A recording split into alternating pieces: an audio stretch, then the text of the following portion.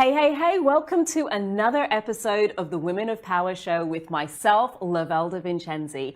As always, this show is an exploration of feminine power, the tools, techniques, and strategies that make us all powerful. But this episode is a little bit different because we're catering predominantly to entrepreneurs. And if there's one thing entrepreneurs absolutely need, it's both sales and marketing. And frankly, we don't always get it right. So today I've decided to bring two of my favorite people together on this particular episode to discuss the topics of sales and marketing. And just to really mix it up, my first guest happens to be my incredible husband, Simone Vincenzi, who is an award-winning entrepreneur who helped over 500 businesses start before the age of 30. Joining him here on the show is one of my best friends in life, Dallas Gordon, marketing specialist, a product owner, a TEDx speaker, and an author. Welcome both of you to the show. Who'd have thought I could have both of you here at the same time? It's great to be here. So here's the thing, when it comes to marketing and sales, I think a great starting point is to just dive a little more into what it is that you both do and how you do it kind of differently from each other. So I'm going to kick off with, see, this is not fair. Whoever I start with, I'm going to get in trouble with somebody else. So seeing as my husband is here in the studio with me, we're going to start off with you, Simone, in terms of your journey in sales and marketing and what your relationship was to that. And then Dallas, I'm really excited to hear your journey into marketing and selling and what your relationship was across that as well. So Simone, you first. Well, as any good Italian, coming to the UK, started working in restaurants. Right? Of course. And what I loved about being a waiter was actually the relationship that I was able to build with people, and the fact that we were taught how to sell more expensive wines, for example, or how to explain a dish in one way compared to another way. And so I really fell in love almost straight away with the idea of selling. Now, what I realized though, that it was easier to sell someone else's product or service. Because when I started my own business, I didn't know what to do, to be honest. I was almost stuck because I didn't get used to the fact of selling my own product or service, if it makes sense. It does make sense. And I think it's a common, I worked in sales, y'all. So I was working in sales for a good 8 years before I started my business and stumbling over my words when it came to introducing the topic of sales to my own clients initially. So it took a little bit of getting used to. So I can relate to selling other people's products being easier than selling your own. Dallas, what was your journey? Were you always a marketer by heart, like a salesperson? Was that always your space? Everybody has kind of like a starting point. For me, I started years ago at work. You know how you're at work and you want to start your business while you're at work. That was my situation, where I was sort of tinkering online and learning how to sell products from work. And from starting in that space, I left my job and I literally just learned everything from scratch. I wasn't doing sales at work. I think I just kind of really wanted to own my own business. And for me, it was the focus on my why that really, really motivated me to start to be this seller. So for me, it wasn't in my background for sales. I never would have thought that my personality would have had anything to do with sales. I just think that I was really, really hungry to have my own business and not work for anyone else. And so I started asking for the sale very aggressively. And that was kind of how I got my feet wet with selling. And I went from there. That makes total sense, because I think some people think, oh, you've got to be a natural salesperson or you've got to be a natural marketer. But sometimes necessity is just so beautiful at helping us to do exactly what it is we need to do in order to get our stuff, ourselves off the ground and get things moving. You've both kind of spoken about not really being traditionally trained per se. So Simone, you didn't start off, you started off in restaurants selling meals and then taking it from there. So what helped you transition from upselling wine to actually selling, because you sell some pretty high-end products. Mm-hmm. What would you say have been the biggest distinctions that have helped you to kind of do that transition? A lot of doors slam in my face, not just figuratively, but literally. When I started my coaching business, I realized very fast that I really sucked at selling. And I decided to take the best sales training that I could ever get. Selling charities and charity subscriptions door to door. And that was a challenge for me because I knew I needed to become better at selling and I needed an income at the same time. So I applied for this role and they told me how to talk to people.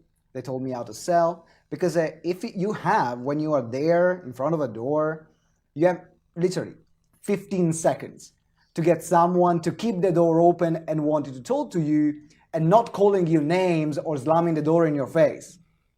And that was the best sales training I've ever had. And it was 8 months of grueling experiences where I had to do like long shifts until 10 p.m. at night, knocking doors in the summer, in the winter, with the hot, with the heat, with the cold, you name it. But at the same time, it builds one of the most important aspects for every person in sales, which is resilience, which is the fact of keep going no matter how many no's you get, knowing that the yes is just the next door.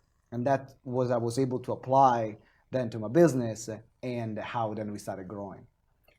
So that sounds like hell. It was a hell. It was hell. I'm just going to be honest, that sounds like hell. So I'm going to do what, some people who are listening and watching will do too, which is, okay, sales sounds even more terrifying perhaps. And I completely agree with you, Simone. I think it's important that actually what we need to do is we have to get it out there. We have to put ourselves, if we don't practice it, then it's going to be really quite difficult. And at the same time, some people are probably thinking, maybe it's just easier for me to market myself. So Dallas, what say you? Because you very much went down predominantly the marketing angle. You market services, products, subscriptions. I mean, how did you get into that? Did you have a strong marketing background before? Do you think this is the way out? Just market your way out of the problem.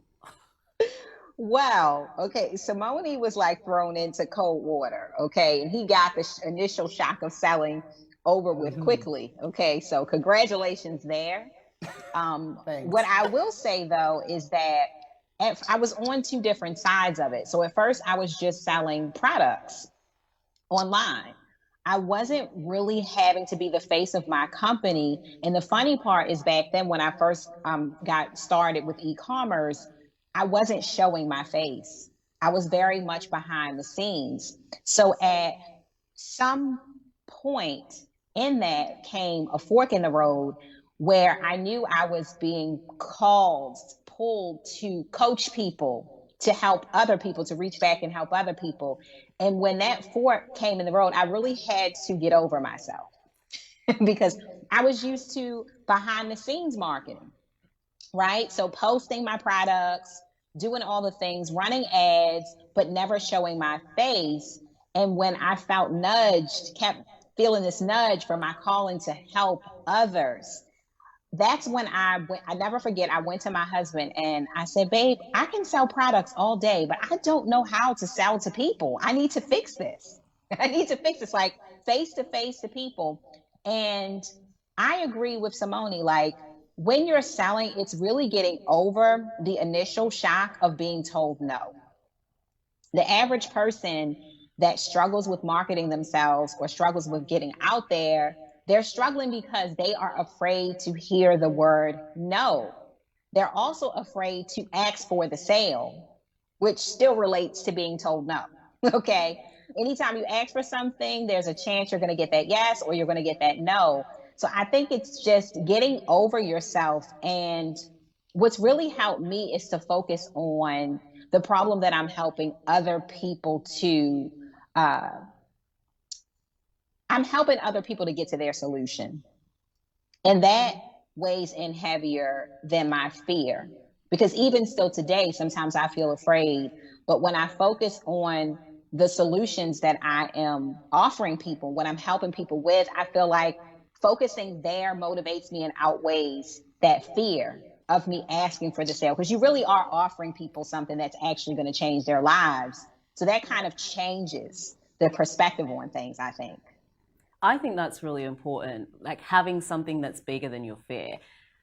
So it kind of leads me into another question. Simone, is there anything that scares you?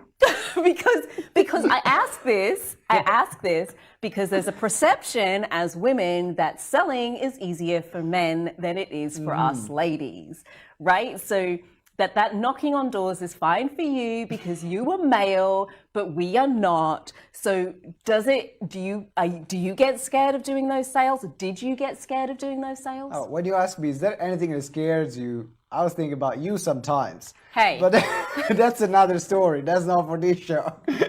Talking about sales, absolutely yes. Because the fact that I've been taking all these doors in front of my face, and I still take them now in the online world, doesn't mean that it's not uncomfortable. Doesn't mean that there is I'm okay every time I sell. Actually, when you are in particular selling, let's say one-to-many, you're selling from a seminar or from a webinar, you have a rejection on steroids.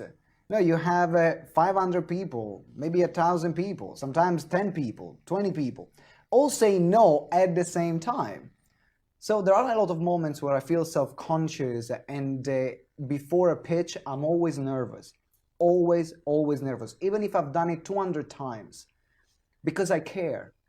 And I think that's also healthy, because the moment you don't feel, I think, any nervousness, or you don't feel even a bit scared, either you're playing a game that is too safe, and that means you're not growing, or it means that you don't really care about it. But if you care, it's normal to feel that nervousness. And so I think that the skill to learn at this point, and this is what I'm reminding myself all the time, is acknowledging that fear, acknowledging that discomfort, and setting the intention that whoever is going to be the right person to buy will buy, and having that belief and faith that your pitch is going to land. And I think that if you put our mind in the right space there, then all the strategy and the techniques, they can come second. But this is the most important piece. I love that. I mean, not that I know that it makes you nervous too, but I think it's just important because I get the same question when it comes to speaking on stages. Do you ever get nervous? And I think it's easy for us to sit and look at what other people are doing and then assume that, oh, it's easy for them. They've got it fine. And so it'd be easy to draw a line in the sand and say, oh, of course, it's a man. He's great at selling. It's not a problem. So it's useful to hear that you experience the same sort of nerves that we do. Dallas, earlier on, you touched on a really interesting point around product sales and then that piece of putting yourself out there and how that distinction in terms of what you then had to do to put yourself out there.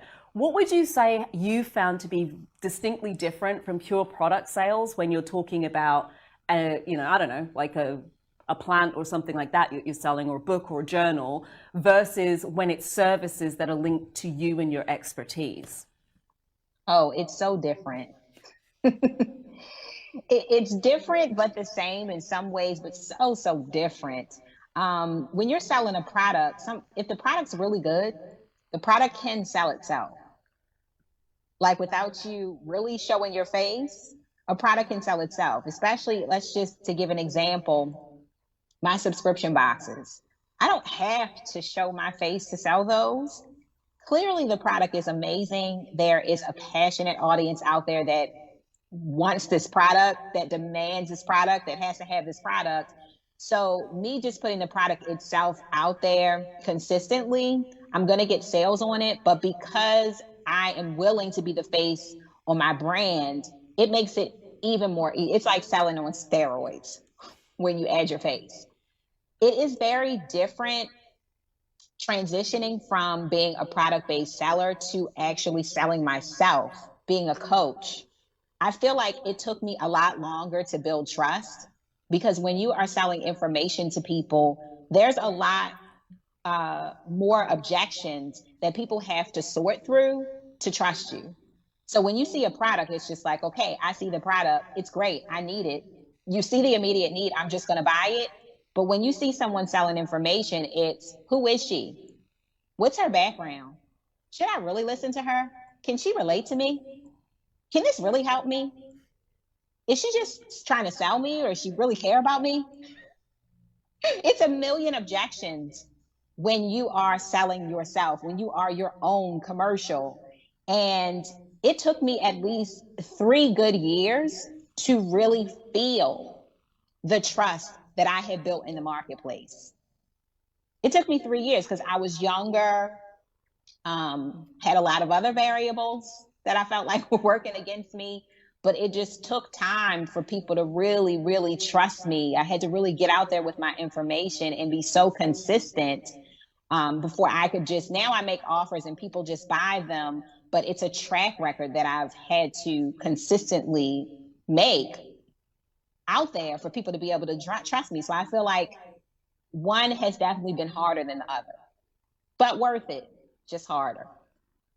I love that you shared that, because I think firstly, it's useful to know that they are completely different, but it's also useful to know just because you're selling a product doesn't mean that it's wise for you to not show your face and not build a brand around it. So it kind of excites me, but may also terrify some people to hear that one of the things that helped to accelerate your product sales was putting your face to things. And Simone, you got no problem putting your face to things. Oh no, I love putting my face over stuff.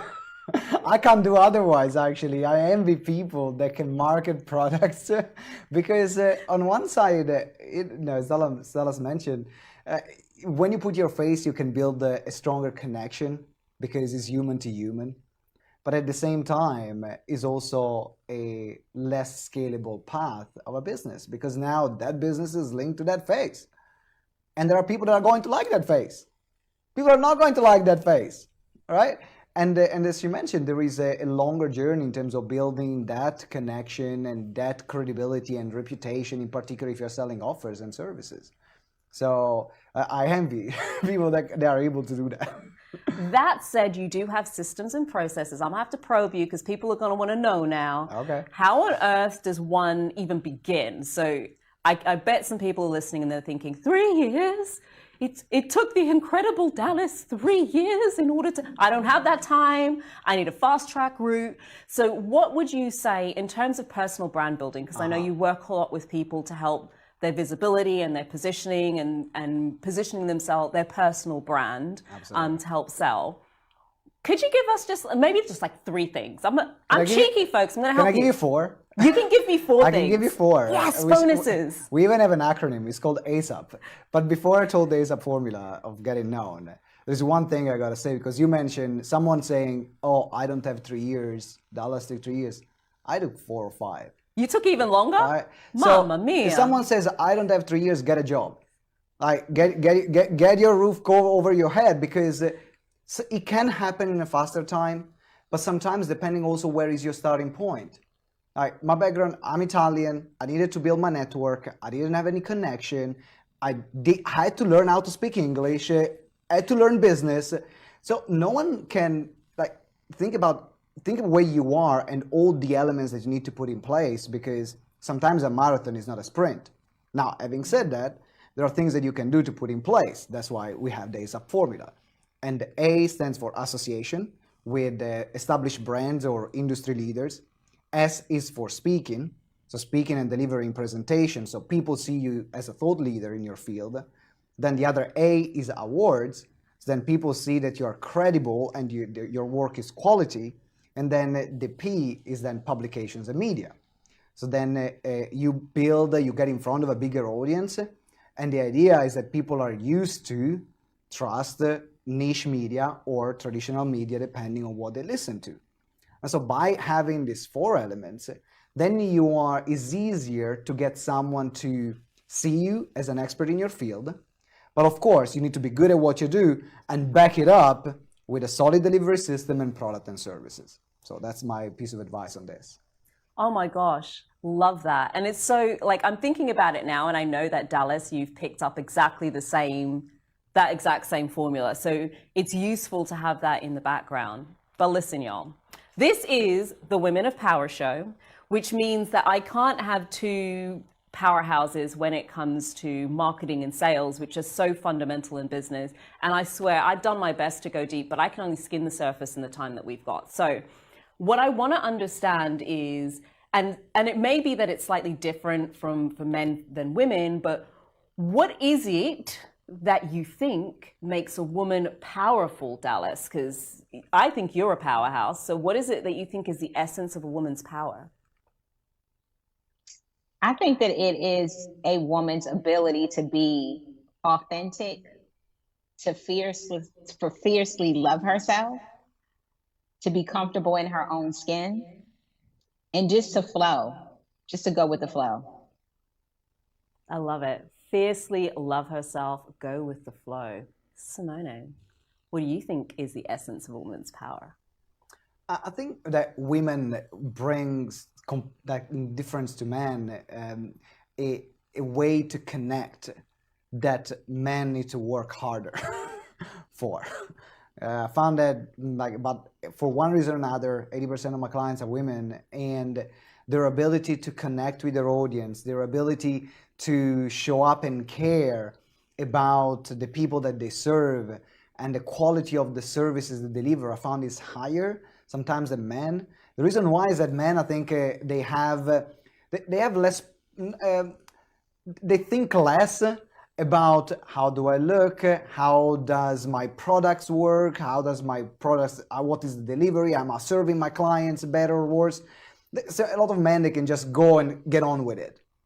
But I found that women care more because there is a more caring and nurturing nature, which is also what makes a woman very powerful, because you know that a lot of their clients are going to be taken well taken care of in the business. So absolutely, the ability of caring about people.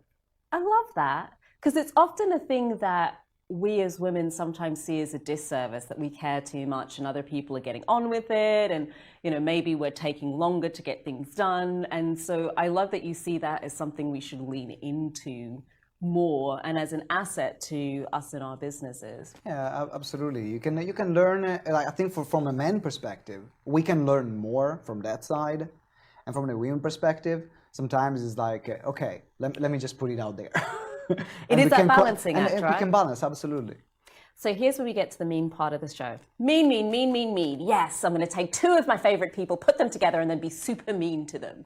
So I ask all of my guests this same very mean, very tough question, but it's for your good, because I really want to get to the essence of what makes powerful people, and powerful women in particular, powerful. And for this particular topic, I'm really excited because we're talking to the core of a business, sales and marketing. If you don't have clients, you don't have a business. And there's this notion that maybe women and men do it differently. So I'm now super curious to understand the answer to this question, which is, if we were to take everything that you've both done in life and business and boil it down to just its essence. And I'm going to pick two core power tools. And these are things that you would say have been absolutely fundamental to your success in life and business. What would they be? Dallas, tell me now, what would be your top two power tools? One would be following my inner voice. There are too many times that I haven't listened to that inner voice and later found that I should have, because I was 100% right. And the second one would be not being afraid to walk in my own lane. Like when everyone else is going left, once again, follow my inner voice. I should go right, not being afraid to go right while everyone else is going left. Those are probably two of my biggest points. Not being afraid. Well, listening to the inner voice is one thing, but I love that you connected. It's the listening to the inner voice, and then it's not being afraid to follow it, not being afraid to really go there when you get that little sneaky whisper that tells you to go in a direction that seems perhaps counterintuitive, but you're called to do it. So Simone, what would you say would be your top power tools? I'm interested. I'm like, is this going to be totally different? One, you're familiar with this, perseverance. you know about that? Definitely the ability of not taking no for an answer and keep going no matter what. No matter what challenges are thrown at me, I know that as long as I keep moving forward, something is going to fall into place. So the ability to persevere. And the other part is the ability to build communities. I think that a community is a core of every business, is the essence of every business. and is also what makes us whole as human beings. We need each other on a personal, on a business level. And the ability to create communities and build communities is something that I wish everyone could have, and as well is one of the things that made me and the businesses that we have. That one is unexpected. I mean, it's not totally unexpected for me, but it's unexpected that community would be the thing that you would go for, the working together and working collaboratively. I'm loving those. And the interesting thing is that, with the exception of community, I don't think we've heard that before, but we have heard perseverance from many of our powerful women on this show. So it's not a male-only quality, y'all. Y'all can do it too, okay? We are pretty much almost out of time, which is really sad because I was very much enjoying this. But I know I don't want to leave people hanging because they might have just been enjoying it as much as me and want to take these conversations further. So firstly, Simone, how do people get in touch with you? Like, how can they connect in with you? The best way to connect with me is to go on my personal website, which is Simone, SIMONEV.co. So it's simonev.co, and there are a lot of free resources that you can use to help you grow your business. Fabulous. And Dallas, my darling, how do people connect in with you? You can find me on platforms at Coach Dallas Gordon and on my website at dallasgordon.com. Dallas like the city. I love it. Dallas like the city. See, I would have said town, but I'm not based in the US of A, so I'd have completely butchered that. So I'm gonna just wring just a little bit more out of both of you. So if you could just leave our guests, look at me, I'm pushing the envelope because you're two of my favorite people. If you could just leave our guests with just one, like a couple of sentences, just one little nugget of wisdom, if they took nothing else from this show, and there was a lot to take, what would that one thing be, Dallas? I would say, what's the worst thing that could happen if you got started, if you asked for the sale? Find out what motivates you. Like for me, something motivates everyone. The one thing that motivates me is the fear of regret, the pain of regret.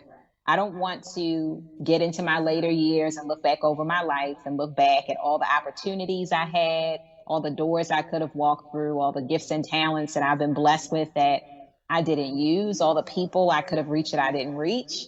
I don't want to look back on my life and just see that I didn't do anything with it. So that's what motivates me into action. I also realize that, life is not promised. We only have the now moment to act, to take action. And so I use every moment to be that spark, to be that light, to walk in my gift and to pour out into other people as much as I possibly can. So I would say if you're having a problem with getting started, with marketing yourself, ask yourself, what is it that motivates me? And focus there, because that can help you get into action. Living a life without regret. See, this is why we're besties, babe, because to me, that's one of my biggest fears as well. I'm like, am I going to leave and there was some talent or something there and I just didn't use it? Like, that just terrifies me. I'm like, oh no, I can't have it. Simone, what about you? If there's like literally just one thing that you could leave our guests with today, what would that be? Embrace rejection. Embrace the rejection, because it is part of the process. The choice of starting a business is your choice. No one forced you to start a business. There is a certain circumstance that might got you to say, I want to have my own stuff. But rejection is part of the package. It comes with the business. So embrace it. And the moment you will embrace it, you will find that you can play with it, you can work with it. And instead of getting frustrated, use it as a fuel. So then you can even make a bigger impact, get out there even more, and get a bigger business as well. What a reframe. Embrace the rejection, and rather than seeing it as a problem and a negative, see it as fuel to propel you forward. That is all we've got time for today, folks. We are totally wrapped up out of time. If you want to connect in with our guests, then do check out the show notes on the podcast on our YouTube channel. And until next time, make sure that you hit that subscribe button so that you can be notified when our shows go live. My name's loathe Vincenzi. You've been watching and listening to the Women of Power show. Until next time, go out there. What's the worst that can happen? Take care. Ciao.